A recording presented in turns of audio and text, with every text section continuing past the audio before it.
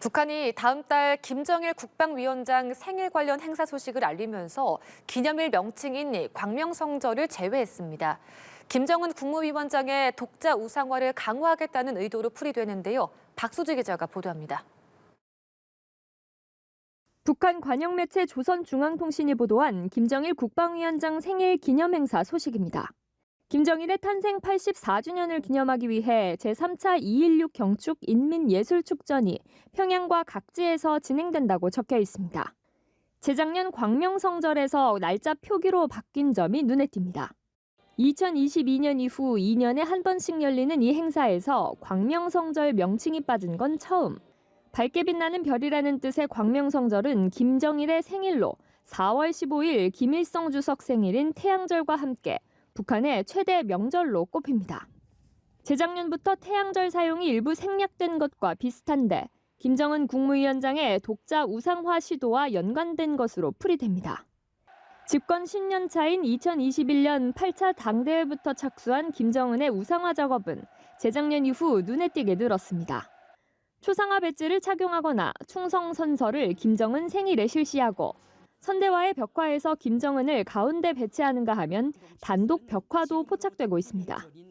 경의하는 김정은 동지께서는 지금으로부터 11년 전인 2015년 1월 30일 훌륭히 개건된 원산 구두공장을 찾으시오.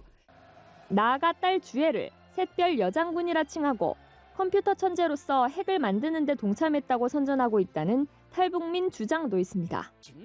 이 때문에 북한이 9차 당대회에서 이른바 김정은 혁명 사상 등 체제 공고화 방안과 더불어 후계 구도를 발표할지에 더욱 관심이 쏠립니다. 연합뉴스 TV 박수주입니다. 김정은 북한 국무위원장이 공장 시찰 현장에서 내각 간부들을 강하게 질타하며 그 자리에서 고위직인 내각 부총리를 해임했습니다. 9차 당대회를 앞두고 늦어진 사업 책임을 간부들에게 돌리는 동시에 인적 쇄신을 예고한 것이라는 해석이 나옵니다. 박수주 기자입니다. 북한에서 어머니 공장으로 불리는 함흥용성기계연합 기업소. 1단계 현대화 준공식에 참석한 김정은 위원장은 준공을 치하하는 대신 내각 간부들을 강하게 질책했습니다. 기업소 현대화보다 더 큰 성과는 고질적인 무책임성과 보신주의에 타격을 가한 것이라며 무능한 경제지도 일꾼들 때문에 사업 과정에서 혼란을 겪었고 그에 따른 경제적 손실도 적지 않았다고 지적했습니다. 계획대로라면 지난해 말 완료돼야 했을 현대화 공사가 늦어진 것을 강도 높게 문책한 겁니다. 그러면서 해당 사업 책임자인 내각 부총리를 공개 해임했습니다. 지금의 경제지도 역량에 나라의 산업 전반의 정비 사업과 기술 개건을 맡기기 힘들다는 것이 당 중앙의 명백한 결심이라고 현지에서 양승호 내각 부총리를 해임하셨습니다. 김 위원장은 황소가 끌어야 할 달구지를 염소가 끈 격이었다며 제발로 나갈 수 있을 때 나가라는 등 거친 언사도 퍼부었습니다. 또 구경꾼 노릇만 해온데 마땅히 가책을 받아야 한다며 간부들을 싸잡아 비난했고 패배주의 등에 익숙해진 사람들에게 기대를 걸어온 관행과의 결별이 곧 새 출발이 될 것이라고 말했습니다. 이를 두고 지난해 해임한 김덕훈 전 내각 총리에 이어 내각 부총리를 본보기 삼아 8차 당대회 과업 완성이 지연되는 책임을 묻는 동시에 9차 당대회를 앞두고 대대적 인적 쇄신을 예고한 것이라는 관측이 나옵니다. 당초 1월로 예상됐던 9차 당대회는 8차 당대회 결산이 늦어지며 덩달아 지연되고 있는 것으로 보입니다. 연합뉴스 TV 박수주입니다. 김정은 북한 국무위원장이 청년 동맹 80주년 행사에 참석해 혁명 위협이 계승되어야 한다고 강조했습니다. 9차 노동당 대회를 앞두고 북한은 연일 청년층의 사상 결집을 독려하고 있는데요. 보도에 김민아 기자입니다. 평양 김일성 경기장에서 열린 사회주의 애국청년동맹 창립 80주년 행사. 행사에 참석한 김정은 북한 국무위원장은 연설에서 청년의 역할을 연신 강조했습니다.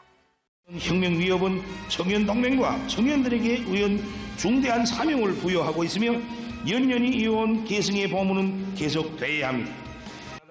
변질을 노리는 유혹의 바람도 멎은 적 없었지만 청년들이 치켜든 붉은 기는 더 높이 휘날려 왔다며 청년의 사상무장을 높이 평가했습니다.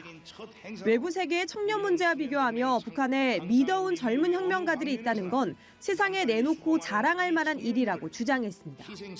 세계 유혈 참극의 중심에 비슷한 연령기의 청년들이 있다고도 언급했는데 이는 이란 반정부 시위를 의식한 발언으로 풀이됩니다. 러시아에 파병된 북한군을 치켜세우며 파병에 대한 비판도 일축했습니다. 오직 조선 사람, 조선의 청년들만이 할 수 있는 일이기에 하여 세상은 아직 그 세계를 이해하지 못합니다. 이날 청년동맹에는 국가 최고 훈장인 김정일 훈장이 내려졌고 행사 참가자들은 김 위원장과 기념사진을 찍었습니다. 김 위원장은 직접 당의 9차 대회가 열리는 뜻깊은 올해의 국가적인 첫 행사로 이번 행사를 크게 열었다고 말했습니다. 앞서 김 위원장은 새해 첫 현지 지도로 신의주 온실종합농장을 찾아 청년 근로자를 격려하고 새해 첫날엔 설맞이 공연 출연 학생들과 기념사진을 찍은 바 있습니다. 현 체제를 유지하기 위해선 청년 세대의 사상 결집이 필수적이라는 판단 아래 이와 같은 미래 세대 중시 행보를 이어갈 걸로 보입니다. 연합뉴스TV 김민아입니다. 북한은 평양에 러시아 파병 기념관을 짓고 있는데요. 김정은 국무위원장이 부인과 딸을 데리고 이곳을 찾아 기념식수를 했습니다. 특히 김 위원장이 직접 지게차를 운전하고 가족들은 삽을 들고 작업하는 모습을 공개하기도 했는데요. 어떤 의도가 깔린 건지 지성림 기자가 보도합니다. 묘목을 담은 들것을 앞장서서 들고 걸어가는 김정은 위원장. 나무와 일꾼을 함께 실은 지게차를 직접 운전하기도 했습니다. 해외 군사작전 전투위훈 기념관 건설 현장에서 고위 간부들과 함께 식수하는 모습입니다. 러시아 파병군 전사자를 추모하는 기념관으로 식수 현장에는 부인 리설주와 딸 주애, 여동생 김여정까지 김정은 가족이 총출동했습니다. 10대 소녀 주애도 삽을 들고 나무 심기에 동참하며 파병군 전사자를 기리는 데 성의를 보였습니다.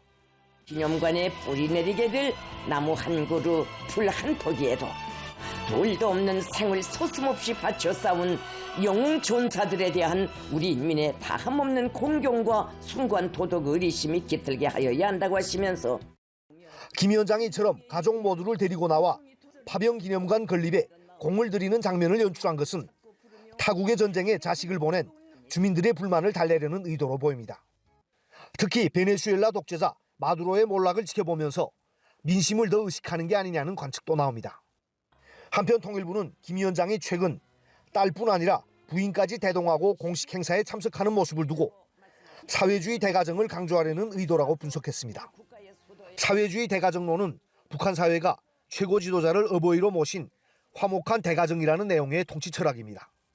새해 들어서도 신년 경축 행사, 금수산 궁전 참배 등에 주애와 리설주가 함께 참석하며 화목한 가정 분위기를 연출했는데 주민 결속을 강화하려는 속셈이 깔린 것으로 풀이됩니다. 연합뉴스TV 지성림입니다.